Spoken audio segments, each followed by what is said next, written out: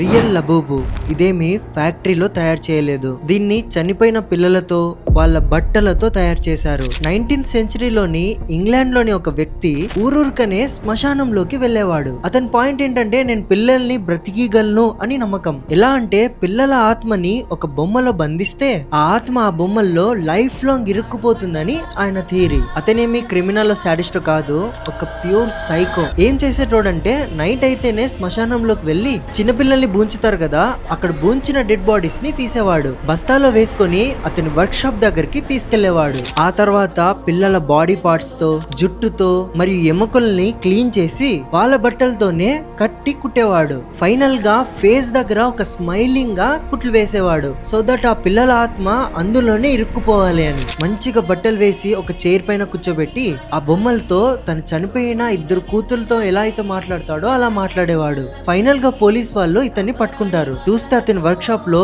కొన్ని వేల రియల్ లబూబు బొమ్మలు ఉన్నాయి. ఆ బొమ్మల్లో నిజమైన జుట్టు, బోన్స్ మరియు గోర్లు కనిపించాయి. ఆ తర్వాత ఆ బొమ్మలన్నిటిని సీల్ చేసి ఫ్యూచర్ లో ఎవరు దీని గురించి మాట్లాడుకోకుండా బ్యాన్ చేసేశారు. కానీ కొన్ని సంవత్సరాల తర్వాతే సేమ్ అప్పుడున్న నవ్వుతున్న బొమ్మ డిజైన్ ని ఇప్పుడు మరీ అలానే రిలీజ్ చేశారు, లబూబు డాల్ లాగా. మీ ఇంట్లో కూడా సేమ్ అదే రియల్ లబూబు డాల్ ఉందంటే అది బొమ్మ కాదు, అది ఆత్మ కూడా ఉండొచ్చు.